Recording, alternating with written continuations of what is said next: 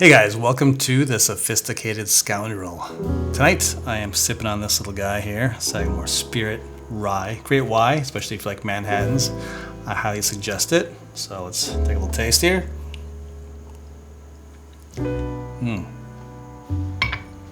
Excellent stuff. Before we start the video, if I could have you subscribe and like the video, that helps a lot with the algorithms on YouTube. Appreciate it.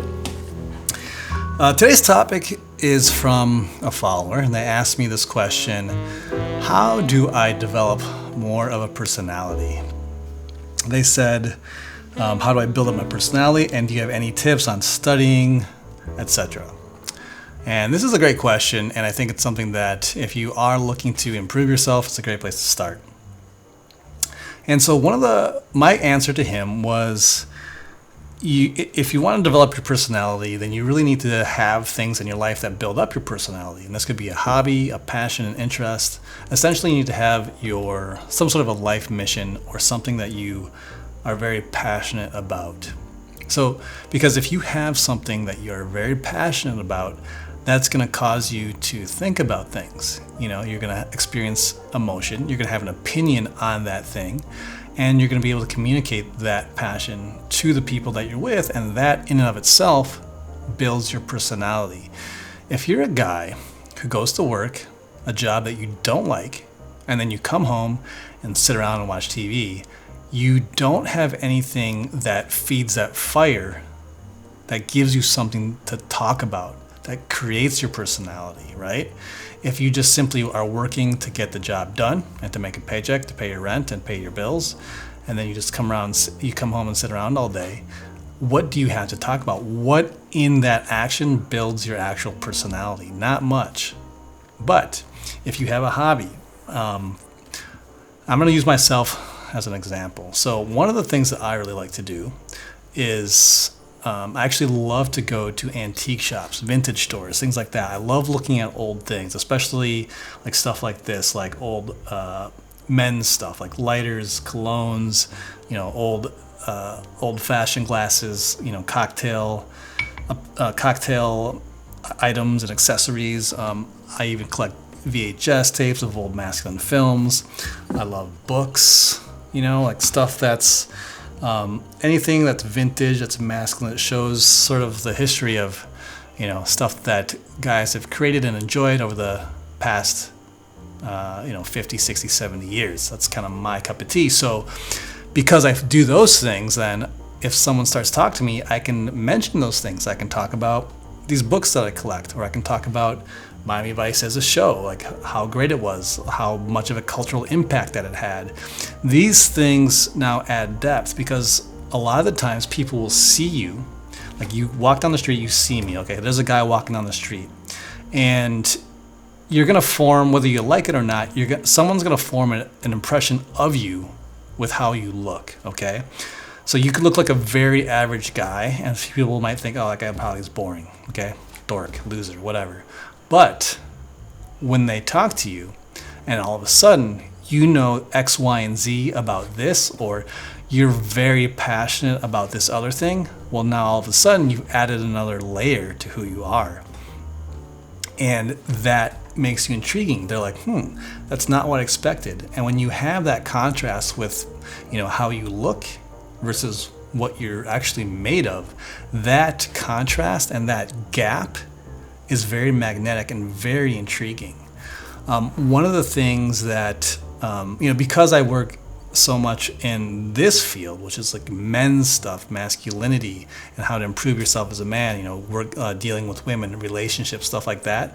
When I tell people that I'm actually really into dancing, for example, that can take people by surprise, because a lot of people would think, oh, dancing, that doesn't seem like a very masculine thing, or that seems very artsy, or, that kind of a vibe, when in fact, that's one of the things that I think makes me who I am, that makes people intrigued. And, as a side note, dancing actually is a very masculine thing, especially when you're the man. And that's the beauty of dancing, is because you have a lead and a follow, which is very much reflective of a man's life. You need to be the leader, and the women in your life are the followers. They follow your gentle lead to a successful dance, let's just call it.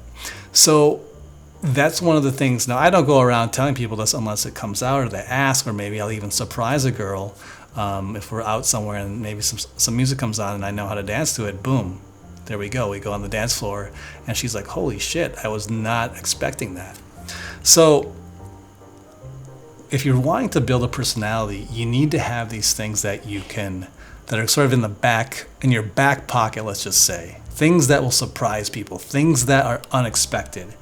And when you do things that are unexpected, that's what creates interest.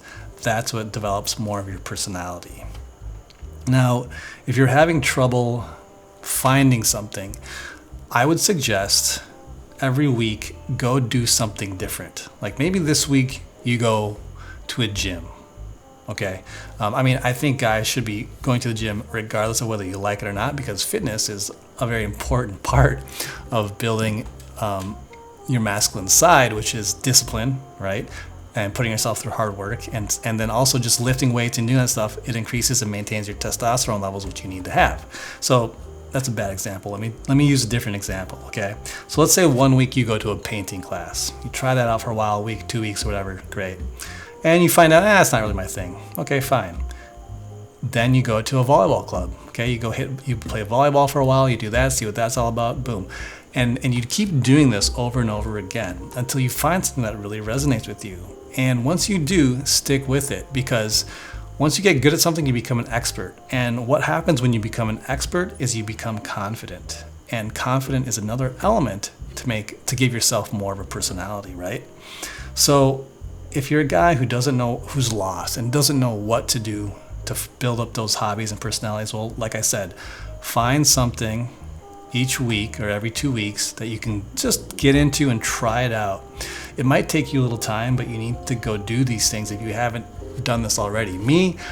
I discovered these things, the things that I'm passionate about, when I was very young. So I've been doing it most of my life. But it doesn't mean that just because if you're older and you haven't found anything, doesn't mean that you can't find anything at this point. And here's what I'll say too about this, is that it can be literally anything.